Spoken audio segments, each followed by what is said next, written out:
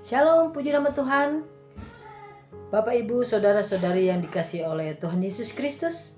Pada saat ini kita bertemu kembali di dalam mendengar firman Tuhan, Sabda Sadik.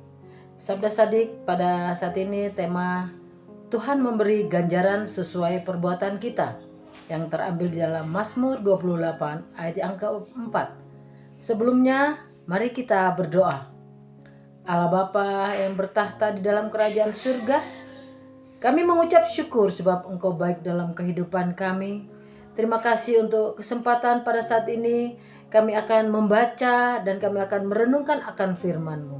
Buat kami mengerti apa yang kami baca dan dapat menerapkan di dalam kehidupan kami sehari-hari. Di dalam nama Tuhan Yesus, haleluya, haleluya, amin. Kita baca bersama-sama di dalam Mazmur 28 ayat yang keempat. Ganjarilah mereka menurut perbuatan mereka dan menurut kelakuan mereka yang jahat. Ganjarilah mereka setimpal dengan perbuatan tangan mereka. Balaslah kepada mereka apa yang mereka lakukan.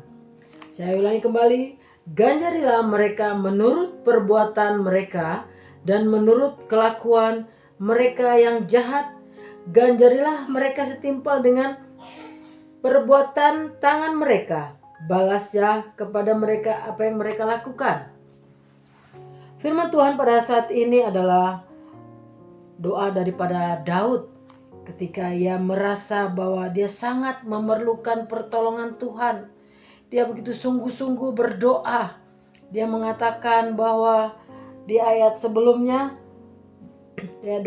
pasal 28 yang pernah, kepadamu ya Tuhan gunung batuku, aku berseru, janganlah berdiam diri terhadap aku.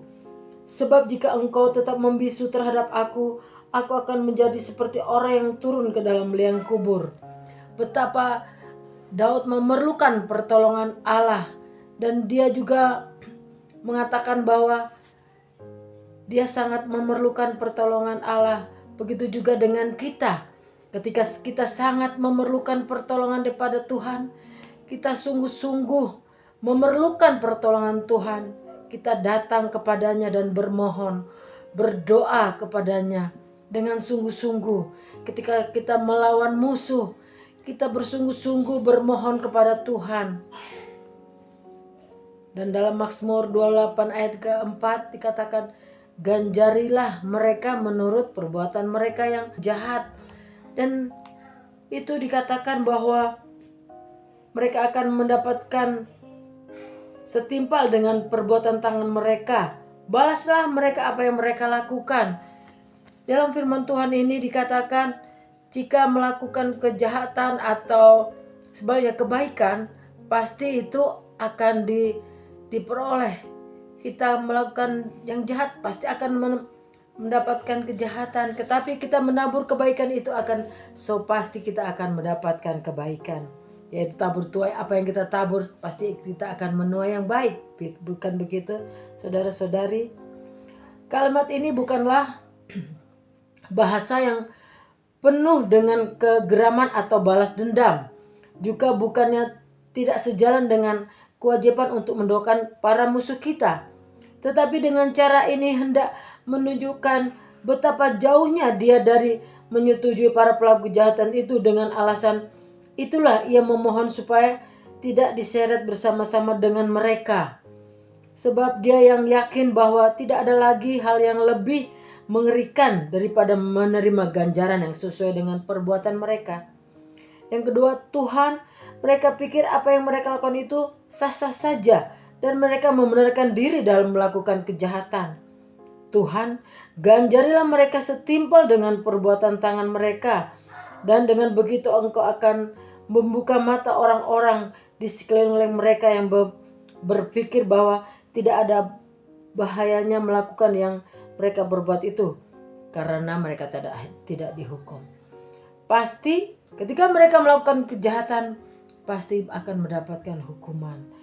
Begitu dengan kita sebagai umat pilihan Allah, kita harus melakukan hal-hal yang benar di hadapan Allah. Kita harus mendengarkan apa yang firman ajarkan kepada kita. Ketika kita memerlukan pertolongan, kita datang kepadanya dengan kerendahan hati, tidak memberikan doa yang tidak baik kepada mereka yang melakukan kejahatan kepada kita. Kita doakan saja seperti firman Tuhan yang mengatakan juga, dikatakan menaruh bara api di atas kepalanya ketika kita memaafkan orang-orang yang membenci kita. Di dalam Ibrani 4 ayat 16 dikatakan, sebab itu marilah kita dengan penuh keberanian menghampiri tahta kasih karunia, supaya kita menerima rahmat dan menemukan kasih karunia untuk mendapat pertolongan kita pada waktunya. Saya ulang lagi. Sebab itu marilah kita dengan penuh keberanian menghampiri tahta kasih karunia, supaya kita menerima rahmat dan menemukan kasih karunia untuk mendapat pertolongan kita pada waktunya. Kita datang saja kepada Tuhan jika kita memerlukan pertolongan.